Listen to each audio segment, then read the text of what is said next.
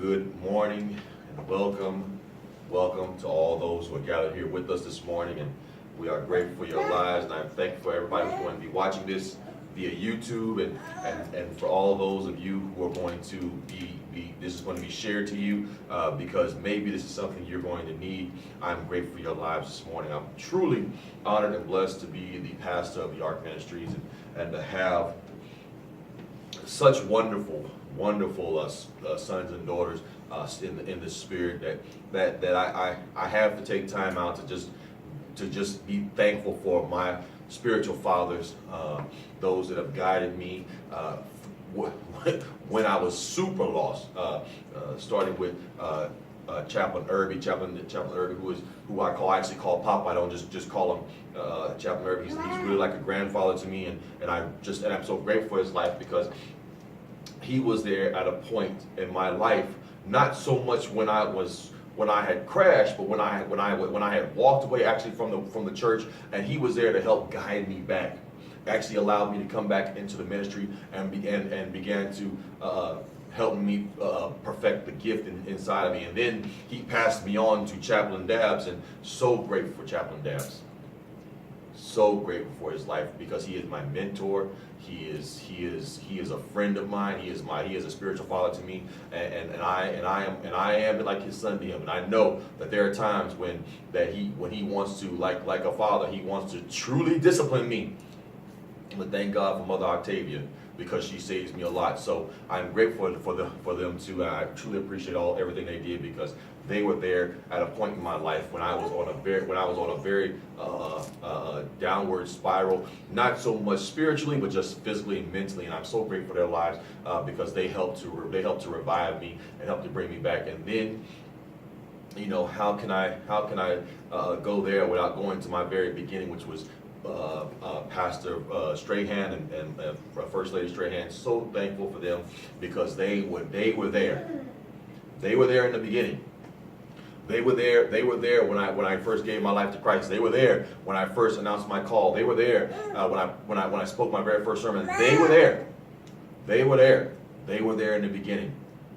And never did they once say that I could not do it. They always wanted me to be better. So grateful for people who for like that. But last and certainly not least, our spiritual covering, our spiritual backing, which is Pastor Jose Esparza and Pastora Esparza of MTF Ministries. You know what? Without them, I would be dead right now.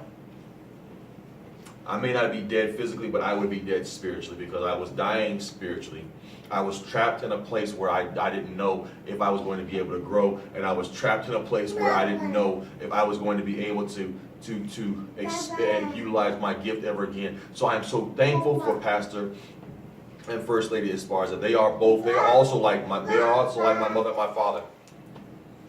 They are my mother and my father. I call them Pop. I call him Pop, and I call her Mom. I call her Mom, and I honor them.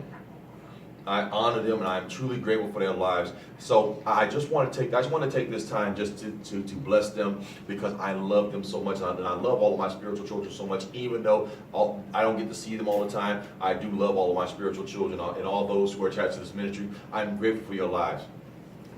So now, with that said, let's go into the Word of God for our lives, for us today. I remember we are doing a short series entitled Travel, Travail, and Promise. And because we're doing that series, we're focusing on Abraham, because Abraham has been just a blessing to us. I want him to be a blessing to you. So let's pray. Father, I want to tell you thank you for allowing us to be here this morning to share your word, to share your gospel to your people. I'm asking and praying right now, oh God, that you would remove this man, that this man would not be glorified or edified, but that you, Father, would receive all glorification and edification. God, I pray you would let your Spirit speak through me right now in the name of Jesus. Oh God, I thank you for being represented here with us, Father, and for taking a place in our service this morning.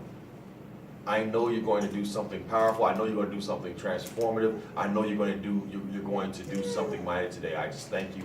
I love you, and I praise you in Jesus' name.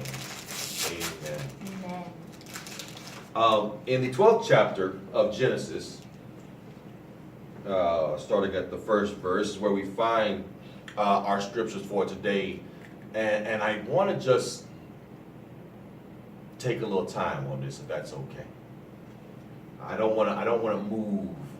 I don't want to move according to your agenda or according to my agenda. I want to move according to the Spirit of God's agenda on this one day. There's just something in this word for us that I believe is very, very rich and very powerful and really necessary for our growth and for our deliverance. So in Genesis the 12th chapter, all those, when you have it, just say amen. And if you need more time, say wait on me. And now I'm going to do a little Bible study for you, okay? It's the cover of the Bible, okay? You got that first pretty page, you know, the kind of first leather page. You got the presented two pages. Then you got the name title of the Bible. Couple more pages. The introduction of the Bible, the preface, and then it's Genesis, the first book of the Bible. And it's a little Bible study for you, okay? Genesis chapter 12, starting at verse 1. Word of God reads. Now I know I can't see you physically. I know I can't see everybody physically, but those of you I can see, when you have it, just go ahead and stand in response to the reading of the word, as is our custom.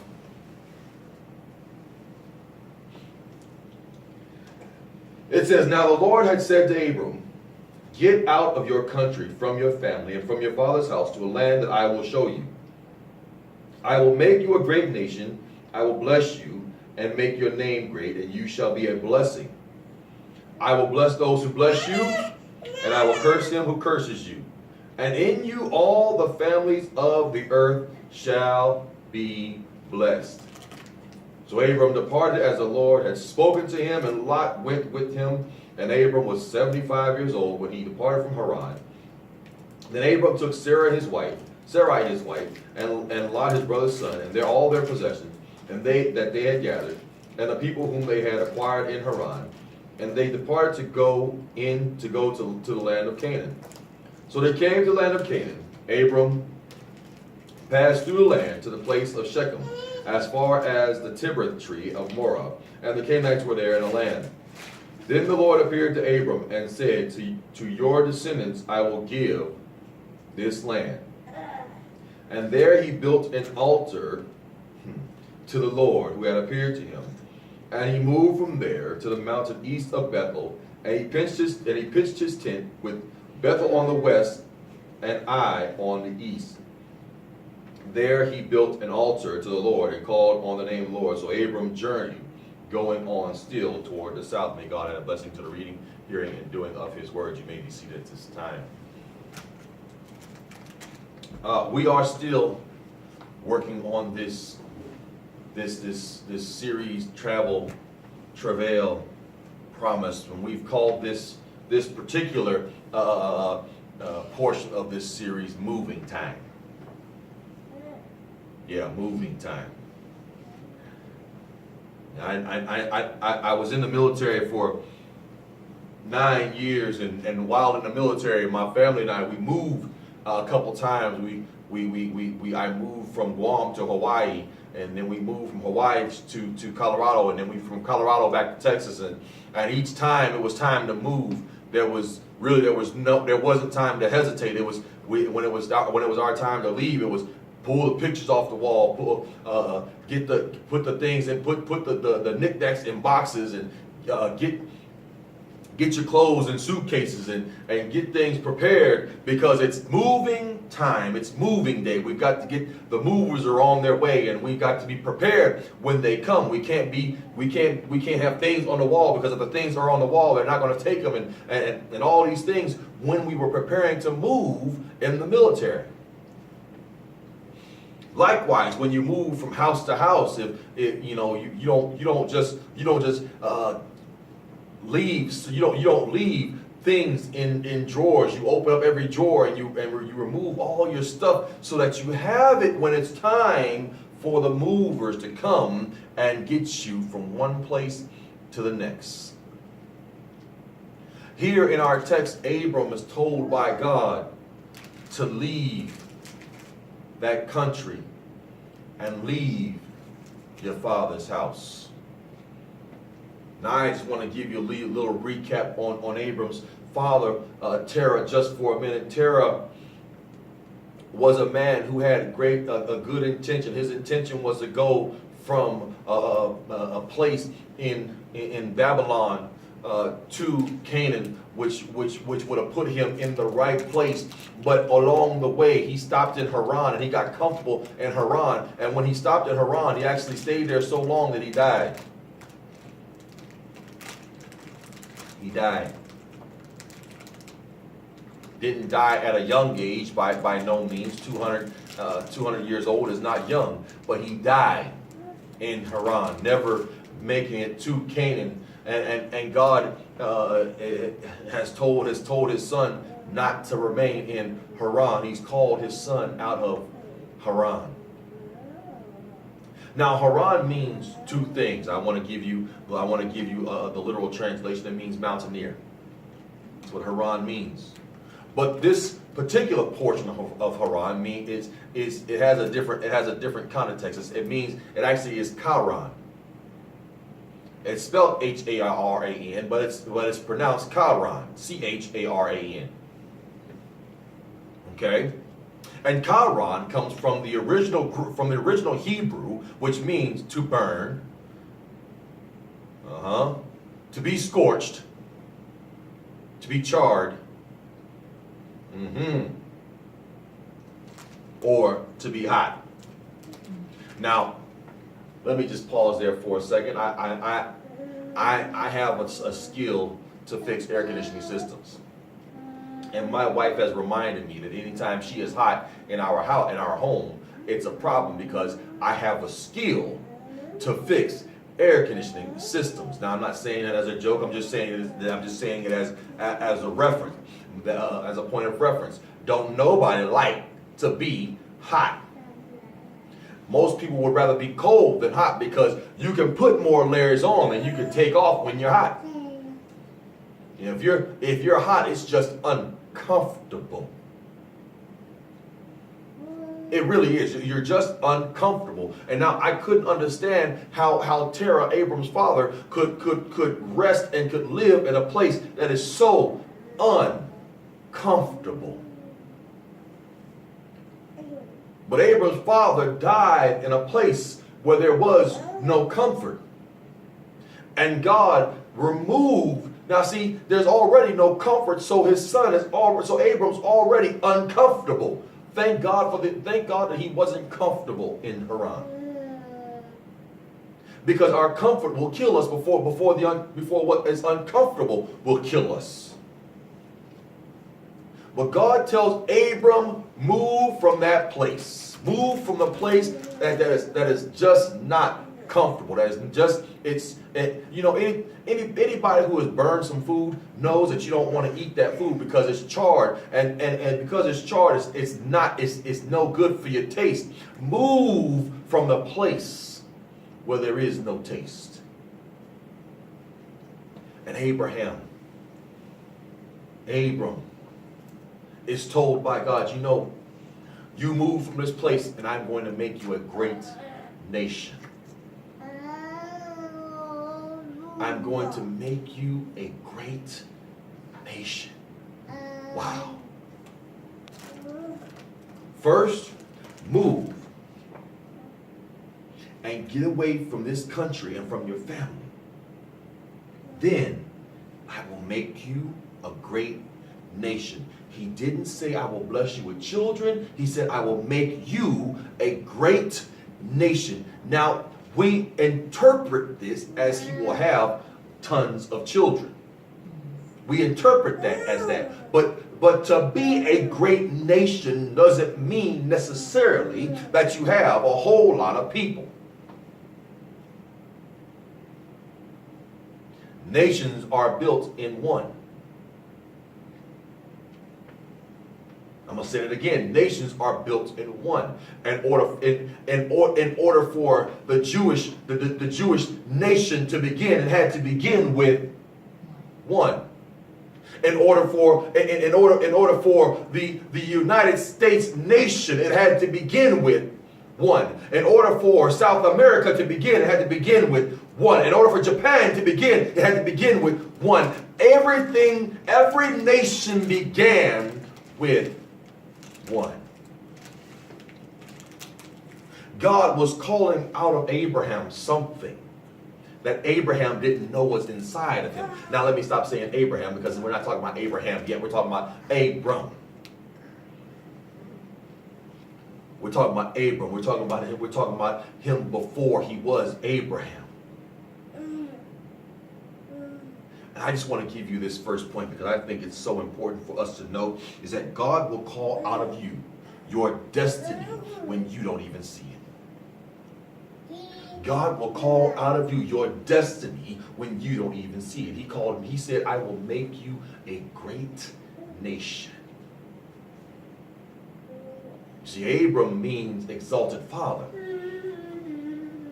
And as an exalted father, his mindset went to the same place that our mindset went. How can you make me a great nation when when I've been called exalted father all my life and I have yet to have even a daughter? Not even a son. You're calling me and you're saying you're going to make me a great nation, because Abraham didn't understand that in order to be a great nation, it doesn't start with many, it all starts with one. In order for God to do a new thing, it doesn't start with a whole lot of people, it starts with one. In order for God to bless a family, he doesn't have to bless the entire family, he just has to bless one. He has to bless one who was made available for his journey.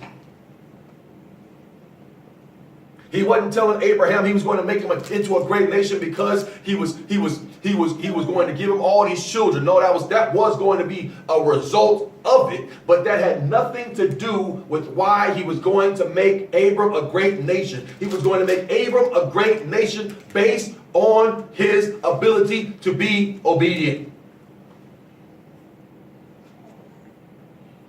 When it's moving time, it's not time to waste time. It's time to be obedient. Get the bags, get the clothes, take things off the wall, put the things in the boxes so that when the movers come, we're ready.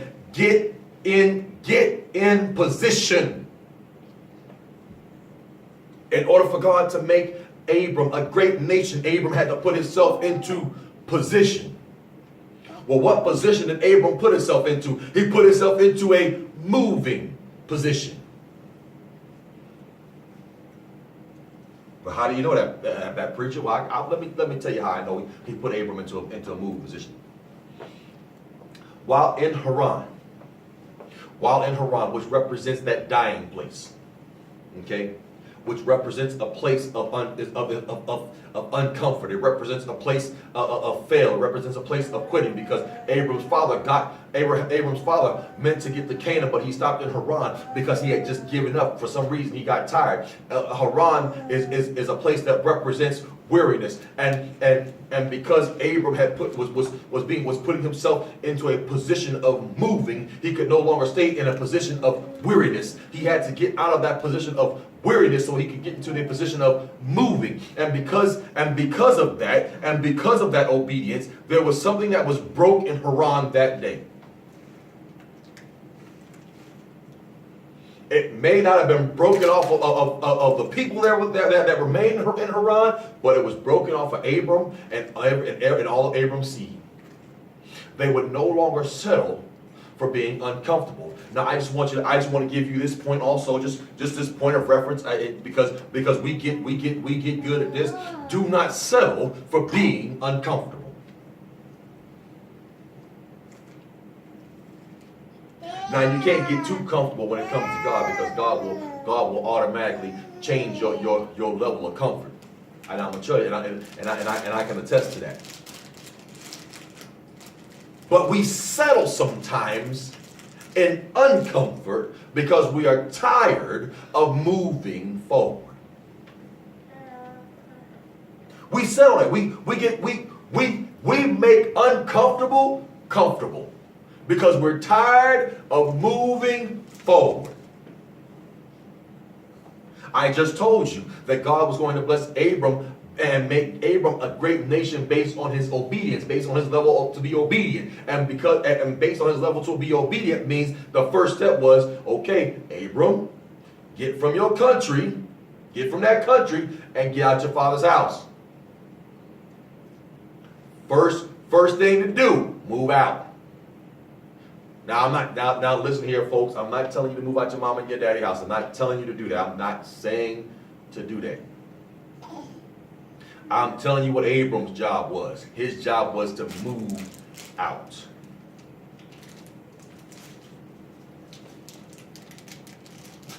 And in Abram's moving out, he was blessed because he broke the spirit of comfortable of a comfortable life in an uncomfortable situation. He broke that off of his family. He broke that off of his lineage. He broke that out of his generational. He broke that out of his generation. He broke off of himself what his daddy was trying to keep in him. And now it's funny. Because as a father, you know, I know what it is to support my kids. I know what it is to support their dreams. I know what it is to sacrifice even my own ideas and my own desires for them. I understand what that is. And it's funny how Terah, who intended to make it to Canaan, allowed his son to stay in Haran when he rested there. It just goes to show you that even though he had the greatest of intentions as a father, he wasn't prepared to go forward as a father. He was only willing to go so far. And I can honestly tell you that your mama and your daddy are only going to go so far. My level of athletic ability took me so far, and then I was done. My level of intellect took me so far, and then I was done. My level of worship is going to take me so far, and then I'm done. And then it's my children's job to pick it up and move forward. I can't move forward for them. Terah could not move forward for Abram. Abram had to move forward based on his level of obedience, based on his based on his desire to become a great nation. He had to move forward. He had to get out of Haran, because if he stayed in Haran, and Abram would have died in Haran, and we wouldn't be talking about Abram right now. Maybe we'd be talking about Lot. But we're talking about Abram. So Abram takes all his stuff, takes his wife, he even takes his nephew, and they get to Canaan. They head to Canaan.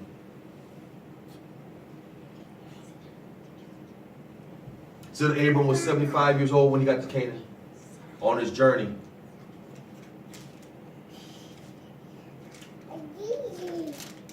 And they're in the land of Canaan. And the Canaanites are there. The Canaanites are there. Look, just because you're on your journey does not mean that the enemy is not there. The enemy is very present everywhere you go. When you are doing what God has called you to do, the enemy is very present where you are. Just because you are doing the right thing doesn't mean that the enemy's going to leave you alone. But Abram gets to Canaan and realizes that the enemy had yet to be removed.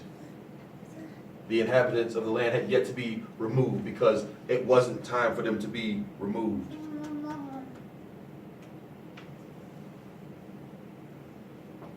There were some eye-opening things there that in Canaan that had to be revealed to Abram before God could remove the Canaanites, the Hittites, the Amorites, the Perizzites, the Philistines, and all the rest of the ites out of that land. There had to be a revealing to Abram. And Abram's in Canaan, and he passed through the land of Canaan, and he's looking over all the land of Canaan. And can you imagine now, when the spies got there, there were giant grapes and giant fruit.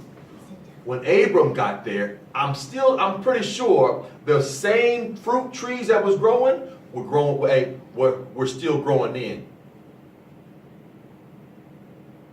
So all of the fruit, all of the fruit that was in the land when the children of Israel made it to the promised land was there when Abram got there.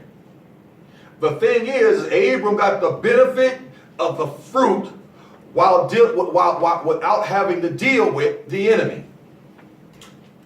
I don't know about you, but I would like to have the benefit of some fruit without having to deal with my enemy. I'm just saying, I'm putting it out there for everybody to know that it would probably be a good idea to enjoy the benefit of the fruit without having to deal with the enemy. I'm just going to give that to you. That one's a free one, okay? Abraham enjoyed the benefits of the land of Canaan without having to deal with the enemy at all. Didn't have to fight one battle. Didn't have to pick up a sword. Didn't have to do nothing but just enjoy the benefits of the land. But he gets to this place. He gets to this place in the middle of Bethel and Ai. Bethel means house of God. Ai means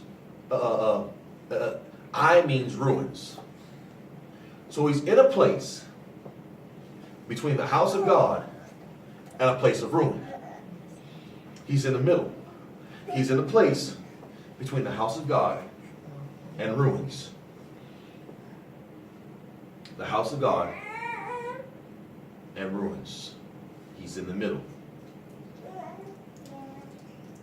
There is a directional thing that has to happen here. It's directional. Either you go to the house of ruins or you go to the house of God. There's a choice that has to be made. Now listen, you can write this down as a point of emphasis. Everything, while you're moving, requires a choice. Do I take the hard road? Or do I take the easy road? Do I go the long way? Do I go the short way? Do I go around the mountain? Do I go through the mountain? Do I go over? Do I go under? Everything's a choice. In this place, he builds an altar. He builds an altar. And he worships God there. Because he's in the middle. He's in the middle of a decision. He's in the middle of a place where he has to make a choice. Which way do I go? He builds an altar to worship. Maybe right now you're in the middle of a choice. You're in the middle of a decision. Right now you're in the middle of a place where you have to choose whether I choose take the long road or I take the short road. Maybe you're in that place at this very time, and all God is telling you to do is worship Him so He can give you proper direction. Maybe you have forgotten how to worship. That's why you need to build. That's why you need to put a place where you can worship the God of our forefathers Abraham, Isaac, and Jacob, and you can worship the great God that sent His Son Jesus down. Maybe you need to build an altar so that you can worship. The reason why we put these chairs here is for one reason and one purpose only, and so that it represents the throne room of God. So that when we are in this service, the very presence of God is here. God in all three forms. The Father, the Son, and the Holy Ghost. There is a point of reference. This is our altar where we worship. I don't worship the chairs, but I'm grateful because I know that my God, His Son, and His Spirit sit down in these chairs and rest in our service. and watch over us in the service.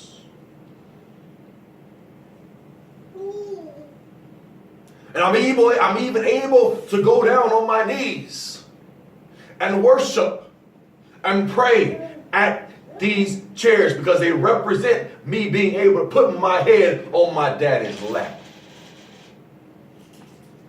And I need to put my head on his lap sometimes so he can say, son, I know you're in the middle of a decision. I know you're in the middle of a decision. And you need to make a choice. I'm willing to help you out. Here's the way I want you to go.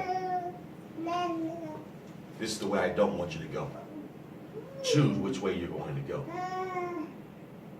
The way I want you to go, or the way I don't want you to go. Now I can tell you that as a son, as a son, not just as a son of God, but as a son, as a physical son to my father, I have chosen oftentimes the way he did not want me to go. Because I felt like the way he wanted me to go was the wrong way.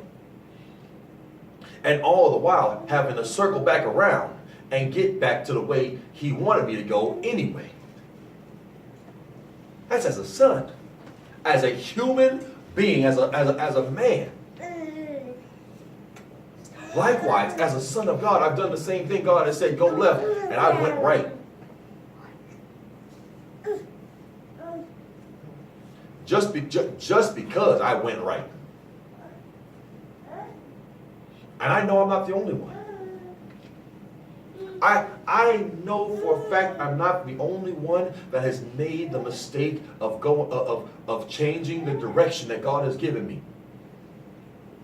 Just because I didn't understand why he was taking me that way. Just because I didn't get why he wanted me to travel that way. Just because I didn't understand what was so important about me going that way. So I didn't go that way. I pulled a Jonah. I went the opposite direction. But just like Jonah, I got turned right back around and wound up back in the place that God wanted me in anyway.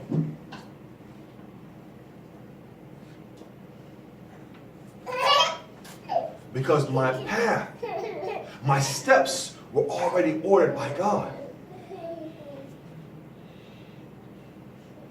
Look, I don't know. Maybe you're not maybe you don't have to make a decision right now. Maybe you don't have to make a choice at this moment. But it is moving time. Moving time is not a time of preparation.